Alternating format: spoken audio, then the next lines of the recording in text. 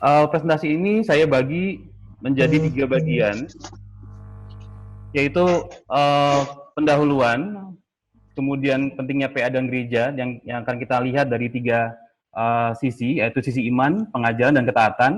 Kemudian kita juga akan membahas tentang tantangannya, tentang tantangan gereja dalam melakukan kegiatan PA ini. Sebelumnya saya ingin menjelaskan dulu konteks dari presentasi ini. Konteks presentasi ini sebenarnya adalah presentasi untuk rapat visi seperti yang kemarin juga yang dilakukan di Sabda dan juga diberikan sebenarnya untuk staff-staff baru Sabda gitu, karena kita tidak ingin uh, staff-staff yang baru ini tidak mengerti pentingnya PA yang dilakukan setiap hari di Sabda. Jadi uh, tujuan dari presentasi ini adalah untuk menolong supaya mereka memahami pertumbuhan iman, pertumbuhan rohani mereka, pertumbuhan rohani Sabda secara keseluruhan itu sangat bergantung pada PA.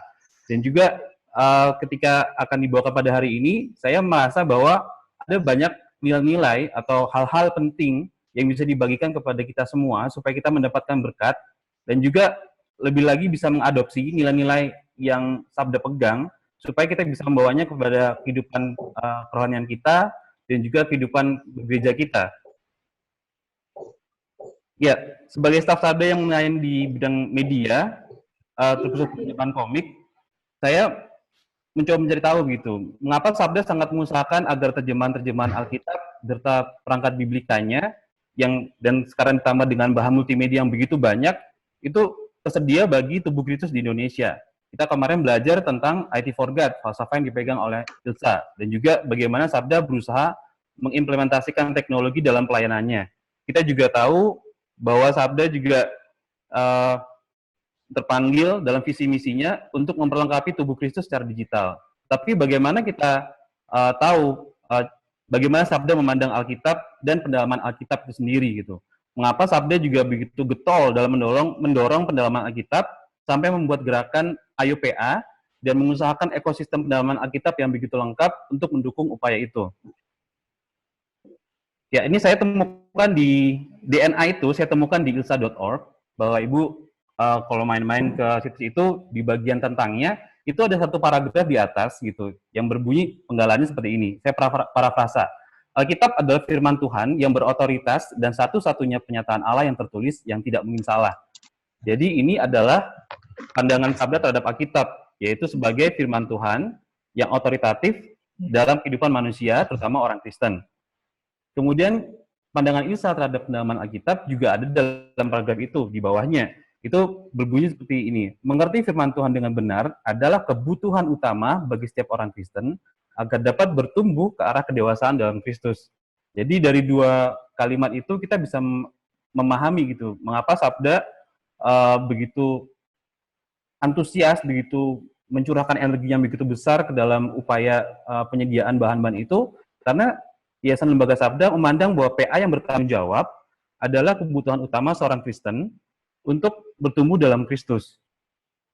Ya, dari 2 pertanyaan itu, pernyataan itu kita juga bisa melihat juga apa yang dipaparkan oleh Saudari Evi dan juga Saudari Odi itu juga salah satu bentuk konkret dari core value yang dipegang oleh Sabda ini. Dalam mencari core value yang kemarin itu, yang saya coba selidiki itu, ada satu hal yang juga muncul gitu, bahwa Sabda memandang membaca Alkitab dan pendalaman Alkitab itu bukan sesuatu yang sama. Membaca Alkitab dan pendalaman Alkitab adalah sama-sama bagian dari Bible intake, tetapi bagian yang berbeda. Karena Bible intake itu satu upaya gitu untuk memasukkan Alkitab atau kebenaran firman ke dalam kehidupan kita. Itu ada beberapa cara. Yang pertama adalah membaca, mendalami, menghafal, merenungkan, dan mendengar. Nah, kalau diibaratkan sebagai proses input-output, proses inputnya adalah yang kelima hal ini. Sedangkan proses outputnya adalah perubahan hidup, perubahan hati, dan juga tindakan nyata dalam kehidupan orang Kristen. Saya akan membahas sedikit tentang alat-alat pendalaman Alkitab yang juga diusahakan oleh Sabda gitu. Begitu banyak yang diberkati oleh bahan-bahan ini, terutama yang dipakai dalam penamaan Alkitab adalah Alkitab bahasa asli, Ibrani dan Yunani, kemudian Alkitab multiversi, yaitu berbicara tentang multibahasa dan multijenis. Multibahasa ini bahasa Indonesia ada beberapa jenis, ada bahasa Inggris juga banyak jenisnya, dan juga dalam bahasa suku juga. Nah, sementara ketika kita bicara dengan multijenis, berarti berbicara tentang model penerjemahannya, bentuk penerjemahannya, apakah harafiah dan juga formal, ataukah dia lebih dinamis atau parafrasa begitu. Kemudian kita juga membutuhkan biblika, yaitu literatur pendukung, seperti kamus, tafsiran, bahkan peta, untuk menolong kita memahami lebih jauh lagi bagian Alkitab yang sedang kita pelajari gitu. Dan yang tidak lupa adalah catatan pribadi. Saat ini kita bisa memiliki buku atau jurnal, atau bahkan secara online gitu, kita punya cloud gitu ya, entah itu rekaman berupa audio ataupun teks, kita butuh catatan pribadi untuk merekam apa yang kita pelajari, sehingga apa yang kita pelajari itu bisa kita mendarah daging dalam kehidupan kita, membumi begitu. Jadi tidak hanya satu pengetahuan saja, tetapi itu benar-benar kita jaga sebagai satu harta karun yang berharga bagi kita gitu. Nah, tidak hanya alat-alat bantu saja, yang kita butuhkan dalam pendalaman Alkitab adalah sebuah metode. Nah, metode pendalaman Alkitab ini secara sederhana definisinya adalah cara memahami Alkitab agar kita dapat hidup sesuai dengan kebenarannya. Ada begitu banyak metode pendalaman Alkitab, dan di iopa.org Sabda mendaftarkan ada sekitar 11 metode yang bisa kita pakai untuk mendalami Alkitab, dan juga ini dengan berbagai tujuan ya. Sabda mempunyai 2 metode yang unik gitu, yaitu metode SABDA dan metode ALAT. Nanti itu akan dijelaskan oleh teman saya di presentasi minggu depan. Dan juga Anda punya waktu. Ini adalah satu juga yang berbasis pada audio gitu. Juga ada lagi metode-metode lain yang menolong kita untuk mencari aspek-aspek tertentu dari Alkitab supaya kita pelajari, dan juga itu menjadi satu bagian dari diri kita sehari-hari gitu, sehingga kita bisa hidup sesuai dengan kebenaran Alkitab. Nah, kita akan masuk ke dalam pentingnya PA dan gereja.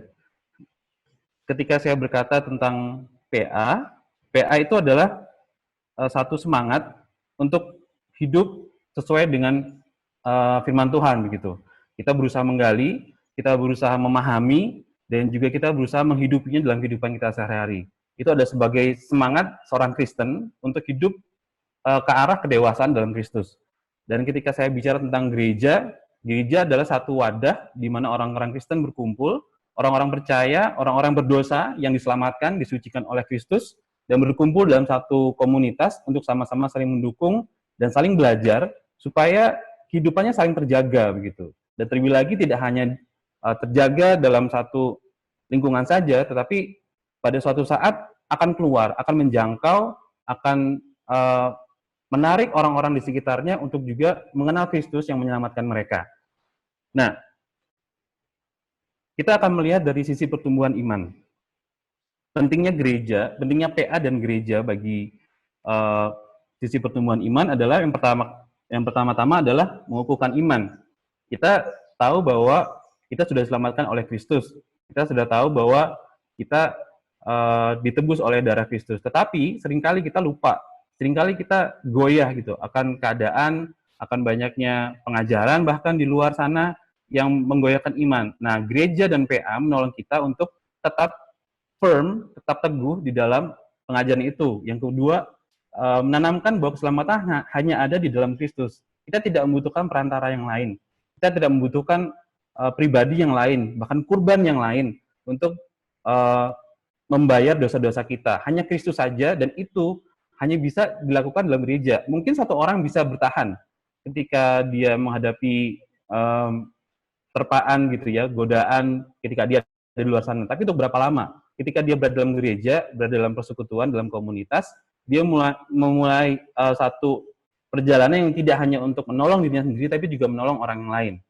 Dan yang terakhir juga mendidik orang percaya dalam kebenaran. Ini juga termasuk menegur, termasuk mengingatkan, dan itu juga berbasis pada Alkitab, bukan sekedar menegur karena melanggar norma atau melanggar kesopanan, tapi juga melanggar apa yang sudah diperintahkan oleh Tuhan. Kalau kita tidak punya satu komunitas yang komunitas itu berdiri di atas pengajaran dan kebenaran Alkitab, kita tidak hanya melepaskan satu sauh atau satu tempat berlindung yang aman gitu. Kita hidup seenak sendiri dan juga tidak ada yang mengingatkan gitu. Dan kita tidak menjadi orang Kristen yang bertanggung jawab. Kemudian dari sisi pengajaran, pertama-tama PA dan gereja sangat menolong untuk membangun familiarity terhadap firman Tuhan. Keterbiasaan. Ketika orang Kristen berada dalam satu komunitas dan mereka terbiasa untuk mendalami Alkitab, mereka akan memiliki satu keterbiasaan terhadap firman Tuhan. Dan itu akan membangun suara Roh Kudus yang lebih keras dalam hati mereka. Ulangan 6 ayat 6-9 mengajarkan bahwa firman Tuhan yang diulang-ulang ketika berdiri, ketika duduk, ketika dalam perjalanan, itu bukan semata-mata hanya untuk sekadar mengulang, tetapi untuk memberi satu familiaritas terhadap firman Tuhan itu, sehingga ketika hal itu dibutuhkan dalam keadaan genting, itu bisa langsung keluar, bisa langsung melindungi orang Kristen dalam pencobaan mereka sehari-hari.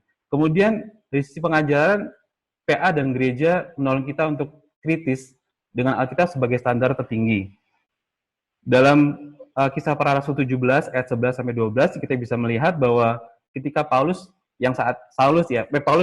sudah bertobat, dia menerima Kristus dan dia datang kepada jemaat di Berea.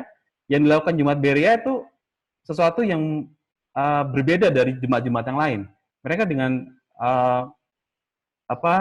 sukacita mereka menerima, tapi mereka membandingkannya dengan kitab suci, dengan apa yang dikatakan oleh nabi-nabi, apa yang dikatakan oleh kitab Perjanjian Lama pada waktu itu.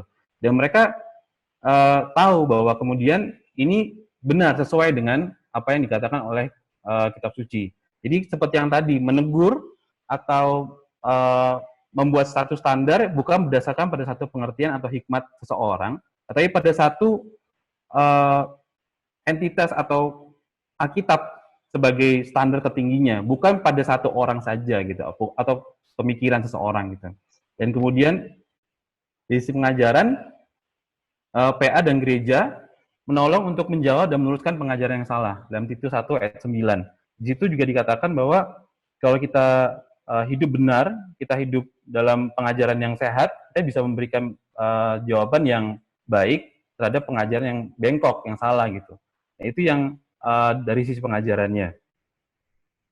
Kemudian dari sisi ketaatan, pentingnya PA dan gereja itu mendorong aplikasi firman Tuhan. Dalam Yakobus 1 ayat 22-23 dikatakan ketika orang selesai baca firman Tuhan kemudian dia meninggalkannya seperti orang yang setelah melihat cermin kemudian lupa gitu. Tapi kalau kita berada dalam satu lingkungan yang atmosfer PA-nya kuat, atmosfer kebenaran Alkitab sebagai otoritas, itu kita seperti melihat cermin di diri orang lain, di diri anggota jemaat yang lain. Jadi kita jadi satu akuntabilitas begitu untuk melakukan firman Tuhan dalam kehidupan sehari-hari. Kita bisa tanda kutip tertegur, mungkin tidak secara langsung ditegur, tapi dari melihat sikap orang lain secara hidup mereka sehari-hari, kita juga menjadi, oh iya, aku harusnya hidup seperti mereka, aku harusnya belajar seperti mereka. Jadi mendorong aplikasi firman Tuhan itu adalah satu bentuk akuntabilitas dalam jemaat. Kemudian dari sisi ketaatan kita juga melihat bahwa PA dan gereja penting untuk meneguhkan dalam kebenaran, dalam melakukan kebenaran. Jadi dalam hal-hal yang ketika kita sulit untuk melakukan, ketika kita sulit sepertinya kok melakukan kebenaran tuh kayaknya berat gitu dan tidak ada hasilnya.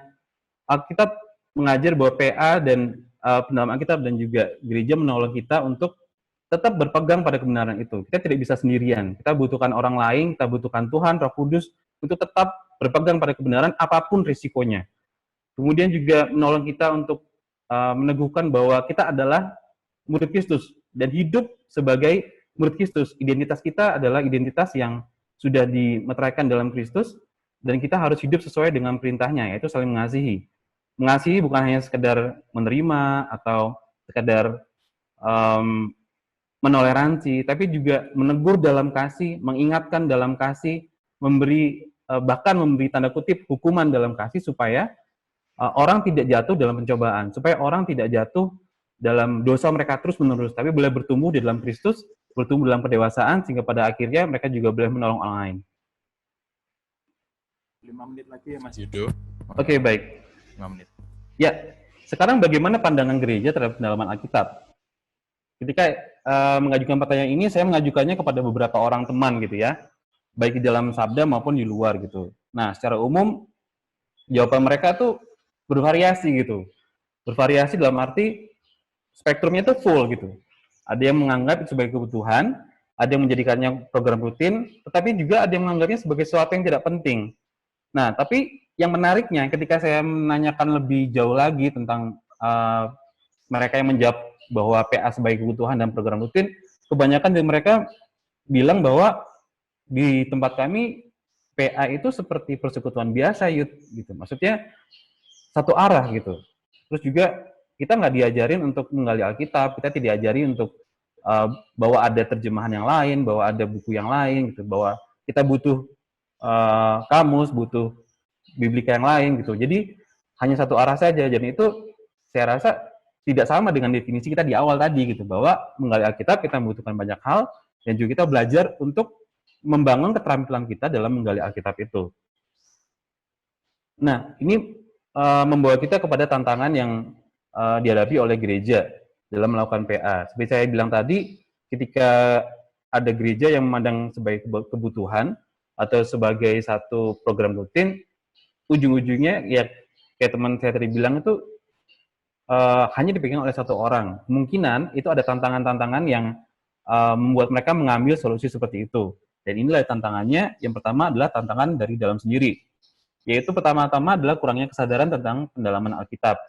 Jadi di sini kayak teman saya tadi menyamakan pendalaman Alkitab dengan kegiatan biasa gitu. Menyamakan pendalaman Alkitab seperti kulintang, seperti paduan suara, atau seperti futsal barangkali gitu. Jadi kalau itu nggak ada pun nggak apa-apa gitu. Kemudian ada juga yang tadi rutin, program rutin, tapi tidak diperlengkapi untuk mempelajari Alkitab gitu. Tidak diperlengkapi bahwa oh ada tools ini itu, oh ada skills ini itu yang perlu dipelajari sehingga pendalaman Alkitab itu lebih bertanggung jawab gitu.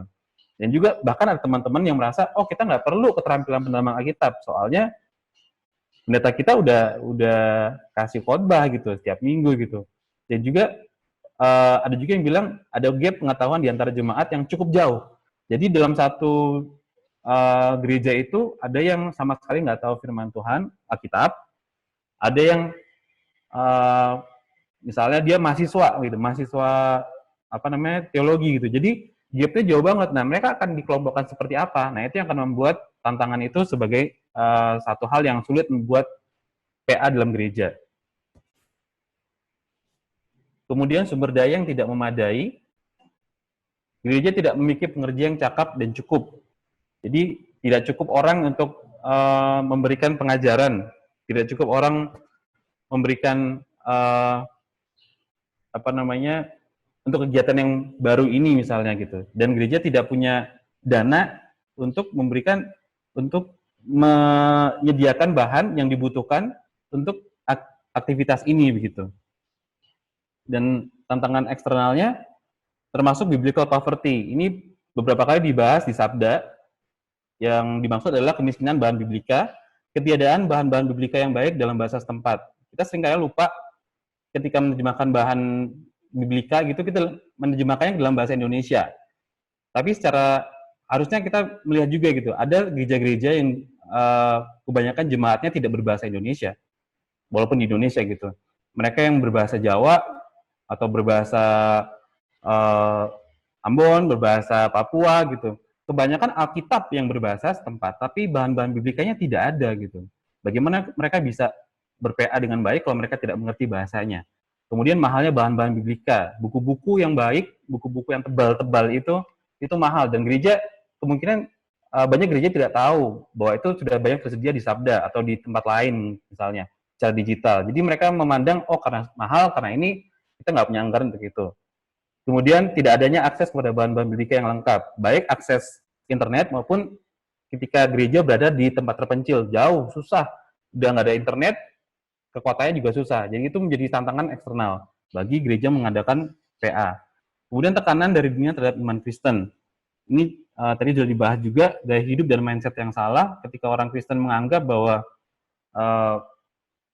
PA itu tidak penting, Alkitab itu tidak penting, aku orang Kristen dan aku sudah selamatkan, maka aku tidak perlu belajar Alkitab. Itu jadi satu hal yang menghalangi kegiatan PA di gereja. Dan yang kedua, tidak sukaan oknum-oknum tertentu terhadap kekristenan. Secara umum, yang bahkan sampai menjurus kepada tindak kekerasan. Nah ini bisa oknum pribadi, bisa lingkungan, bahkan bisa pemerintah. Ada banyak tempat di mana orang-orang Kristen, jangankan PA gitu, menjadi orang Kristen aja udah bertaruh nyawa gitu. Nah itu menjadi faktor-faktor yang membuat PA di gereja atau dalam satu komunitas itu terhambat gitu. Kalau tidak lewat online mungkin tidak bisa. Bahkan mungkin online pun bisa dilacak begitu ya. Nah itu menjadi satu tantangan bagi gereja bagaimana untuk memperlengkapi, bagaimana untuk menyediakan asupan makanan rohani kepada orang-orang di tempat seperti itu. Tapi kemudian ada satu lagi tantangan baru. Maret 2020, kemarin kita tanpa diduga begitu ya, ada satu momen kita sudah menyiapkan Paskah sudah berbulan-bulan dari tahun yang lalu bahkan. Dan juga kita sudah menyiapkan banyak program gereja, program pelayanan dalam 1 tahun depan 2020. Tapi tiba-tiba Maret 2020 semuanya berubah gitu. Di satu tantangan yang tidak hanya lokal tapi global. Seluruh gereja di seluruh dunia menghadapi hal yang sama. Dan kita semua tidak hanya orang Kristen, orang-orang yang di bisnis, orang-orang di pemerintahan, semuanya tergagap-gagap ketika berhadapan dengan masalah ini gitu. Tapi bagi gereja, ini ada satu hal yang seharusnya tidak asing gitu ya. Kita melihat di kisah Rasul ini bahwa dalam krisis apapun gereja dipanggil untuk tetap menyediakan atau tetap memberitakan Injil. Di tengah situasi yang buruk, gereja dipanggil untuk memberitakan kabar yang baik, bahwa ada satu pribadi, bahwa ada satu kebenaran yang akan membebaskan kita. Gitu. Nah ini kita baca dalam Kisah Para Rasul 8 ayat 1 dan 4. Pada hari itu, suatu penganiayaan yang besar terjadi terhadap jemaat di Yerusalem, dan mereka semua terpencar ke wilayah-wilayah Yudea dan Samaria. Sama seperti kita hari ini ya. Kita berada di rumah masing-masing, kita berada di tempat masing-masing, terpisah satu sama yang lain. Lalu apa yang mereka lakukan? Lalu mereka yang telah terpencar itu berkeliling sambil memberitakan Injil. Ini adalah satu tantangan, bukan satu tantangan yang menghambat, tapi suatu ajakan gitu. Bagaimana reaksi gereja terhadap hal ini gitu? Apakah kita cukup menjadi satu tanda kutip ya penyedia konten yang lain ketika kita dalam masa-masa seperti ini? Apakah kita harus berkompetisi dengan dunia ketika dunia sudah terbiasa memberikan video-video, memberikan entertainment, edutainment, bahkan religitainment kadang-kadang. Apakah gereja menjadi satu penyedia konten yang lain? Apakah kita harus mengikuti arus mereka gitu? Ya, saya akhiri presentasi saya dengan satu pernyataan dan satu pertanyaan. Kenyataannya gereja Tuhan sedang berada dalam buku sejarah. Kita akan dibaca oleh orang-orang Kristen 10 tahun, 20 tahun, 30 tahun yang akan datang. Pertanyaannya, apakah yang akan ditulis tentang kita saat ini?